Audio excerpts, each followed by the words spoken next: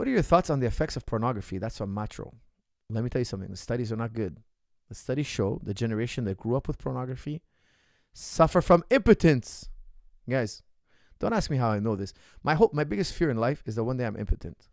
Like I tell my wife, I swear to you, I tell my wife this. I said to her, look, if ever I'm impotent, take me to a nice place, nice restaurant, get me a nice meal, cook me my favorite foods.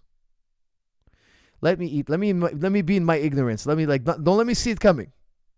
As I'm eating, as I'm finishing my dessert, bam, shoot me in the back of the head. I tell her that all the time. The day I'm impotent, don't let me see it coming. Build me a nice meal like you always do. Say how much you appreciate me. Just like butter me up so good. Make it the best meal. Make it the best evening. And then when I'm not looking, walk up behind me and bam. That's what I ask her to do. I swear to you. I tell my wife this all the time. Why? How can I explain? I shouldn't have to explain why. Guys, you should know everything about how the plumbing downstairs has to stay pristine, healthy. Like you take care of your health. Keep your plumbing pristine. Okay, now I tell my kids, because my kids are at that age now where they're interested in women and the internet. You can't police the internet. I tell my kids, and I tell every father and mother out there listening, because I know 99% of my audience is males, men. So I'm telling you fathers out there, make sure that your kids that are on the internet, and I tell you all this, you can either have pleasure now or later. This is what I tell my kids. You can have pleasure now, which is going to be a small amount of pleasure. You think it's big. It's nothing. It's nothing. Or you can have pleasure later. Why?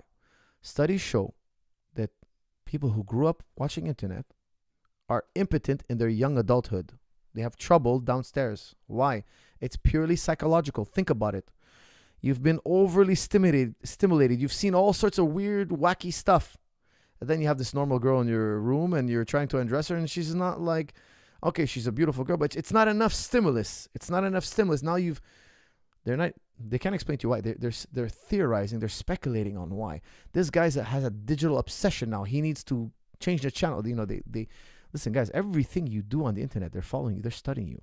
Guys, you must read 1 Billion Wicked Thoughts, a phenomenal book written by two neuroscientists.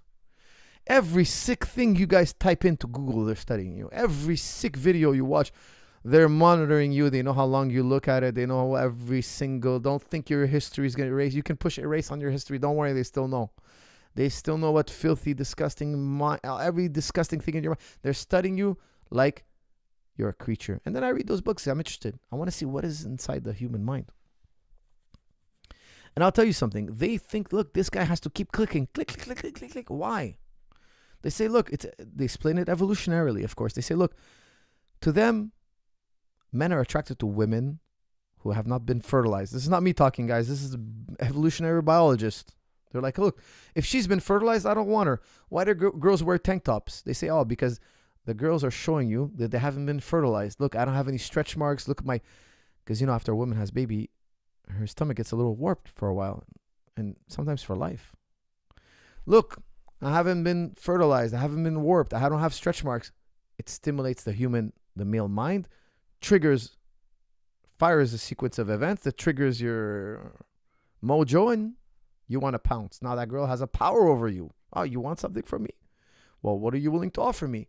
This is the dynamic. Okay, guys, this is not Coach's Hobby talking here. This is what we learn in psychology and evolutionary biologists. They tell us, how do we explain this nonstop clicking? They don't stop clicking. They don't even watch the whole scene. They just keep clicking, click, click, click, click, click, click, click, click, click. Because they say that the ultimate, in your mind, in your sick mind, you're spreading your DNA everywhere. Look how I'm Genghis Khan. I'm Genghis Khan. You know Genghis Khan?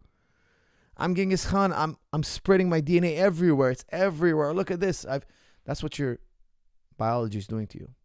You're getting a dopamine rush because in your mind, you think you're spreading your DNA. It's a digital fantasy.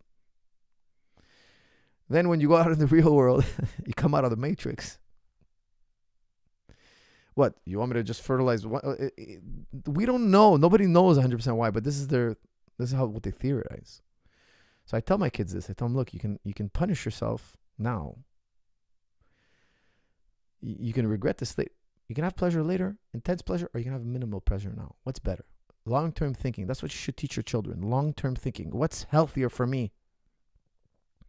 What's better for me? I swear to you, I know somebody who, in a young adulthood, I know he was, when I was growing up with him, he used to tell me all the time he used to watch this, and his parents didn't care. He used to have access. I was a young kid. I didn't have access. It was very rare we saw anything when I was a young kid. But he had lots of, and he would brag about it in school, talk about it on the but. I know this person very, very well. And later in his very young adulthood had the exact same problems that I mentioned to you earlier. Struggle with it his entire life, actually, till this day. You can have pleasure now or you can have pleasure later. That's what I teach my kids.